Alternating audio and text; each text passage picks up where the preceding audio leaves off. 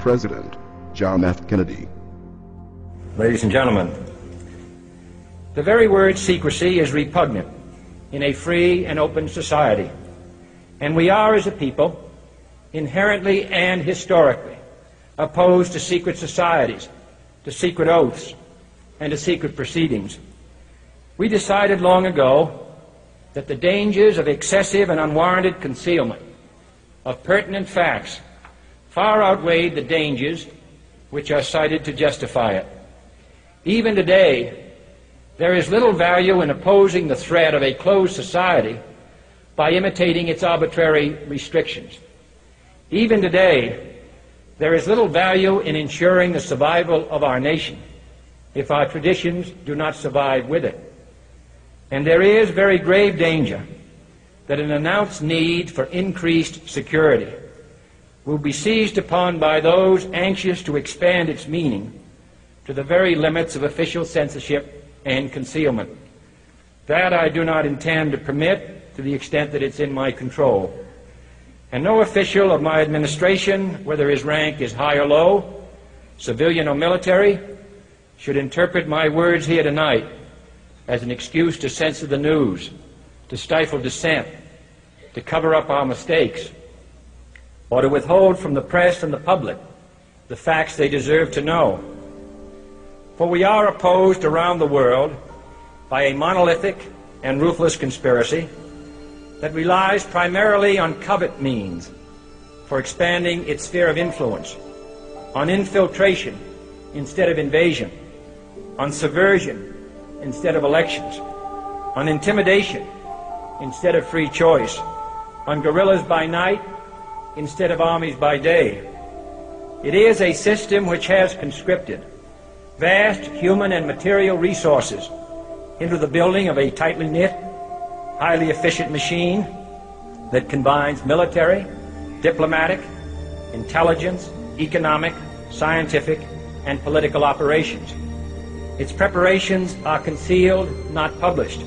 Its mistakes are buried, not headlined. Its dissenters are silenced, not praised. Its dissenters are silenced, not praised.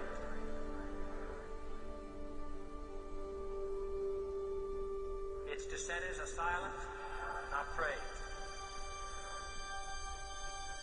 Its dissenters are silenced, not praised. Its dissenters are silenced, not praised. Its dissenters are silenced, not praised. No expenditure is questioned, no rumor is printed, no secret is revealed. No president should fear public scrutiny of his program, for from that scrutiny comes understanding, and from that understanding comes support or opposition, and both are necessary. I am not asking your newspapers to support an administration, but I am asking your help in the tremendous task of informing and alerting the American people. For I have complete confidence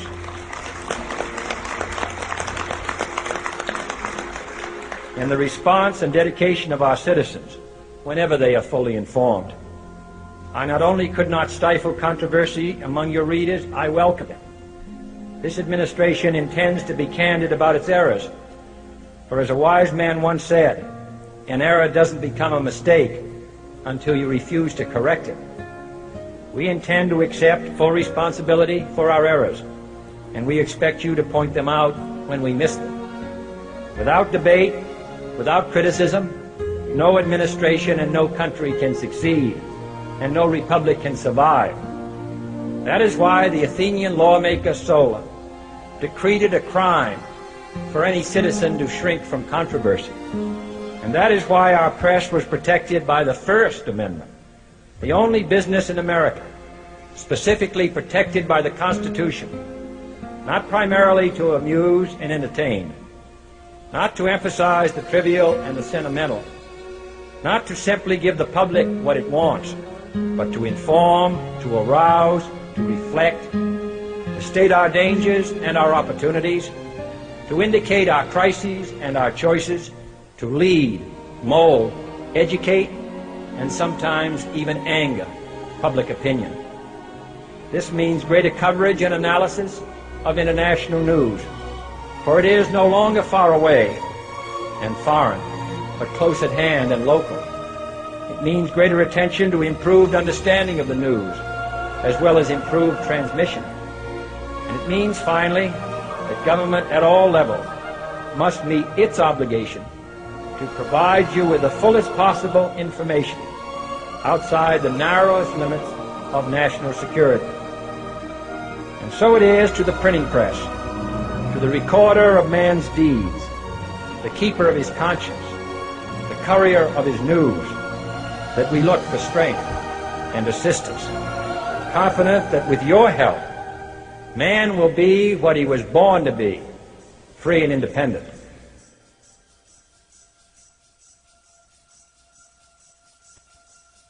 You were both in Skull and Bones, the secret society. It's so secret we can't talk about it. What does that mean for America? The conspiracy theorists are going to go wild. I'm sure they are. I don't know. I haven't seen the web. Number 322?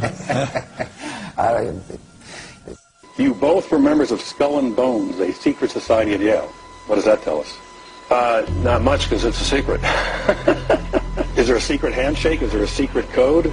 I wish there were something secret I could manifest. 322, a secret number? There are all kinds of secrets, Tim, but one thing is not a secret. I disagree with this president's direction that he's taking the country. We can do a better job, and I intend to do it. And we'll be watching. Be safe on the campaign trail. John Kerry, thanks for joining us. And we'll be right back. It's good to be back at the Council on Foreign Relations. As Pete mentioned, I've been a member for a long time and was actually a director for some period of time. I never mentioned that when I was campaigning for re-election back home in Wyoming. Senator Clinton, how you doing? I'm good. How are you Can doing? I ask you a quick question while you sign that? Sure. It was reported in June of 2006 you attended a meeting in Ottawa, Canada, the Bilderberg Group. Can you comment on that? What's going on at the Bilderberg meeting, and what do you guys talk about up there? I have no idea what you're talking about. Yeah, you do. I was reported you were up there, and people saw you up there. I just want to know what you guys talk about and meet about up there. Sir, I don't know. Why are they such top-secret meetings? I have no idea what you're talking Your about. husband went to a Bilderberg meeting, too. I'm just wondering. I'm not being rude or anything. No, I just want to know what happens at these meetings. Well, since I wasn't there, I have no idea. Okay, thank you, Senator. Thank you, Howard. There you go. Thank you very much. Listen, I am a happy member of the Bohemian Grove. I like the folks who come there, and it's really inappropriate for me to talk about the group beyond that. Thank you. Have you been there for the ceremony with the cremation of care? Frankly, I don't think that's something I need to talk to you about.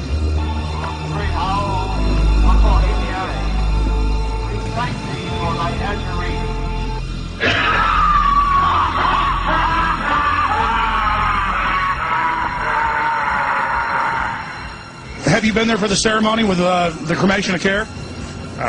Frankly, I don't think that's something I need to talk to you about. Really? That's right. Well, I'm Alex Jones, and I snuck in there in 2000. I'm the guy that blew it wide open and got the video. It's been on national TV. Well, I disrespect you for that. You do? I do. But there's a lot of big public officials going in there. Don't we deserve to know? I don't know anything about you, and I don't know anything about your film. But if you go in there with an understanding, you violated that understanding by releasing that film, and I don't respect you for that. Really? But we have public officials. I'm sorry, you took an understanding when you went in there that you would not do that film. And did you have an understanding when you went in there? No. Did you crash it? Yes. Yeah, and it has no trespassing signs there too, doesn't it? No, they put them up after. Oh, I'm sorry. I'm sorry, sir. I've been there before. I know what the circumstances are, and I'm sorry you violated the understandings. That was not a gentlemanly thing to do. Well, what about the ritual? Is the ritual gentlemanly?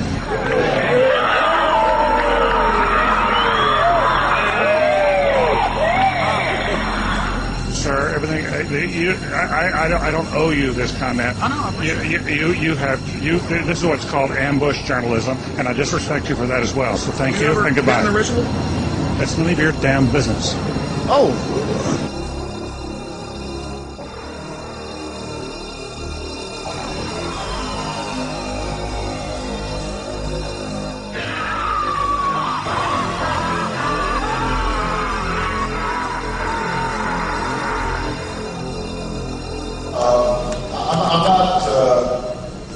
The Council on Foreign Relations, I don't know if I'm an official member. I've spoken there before.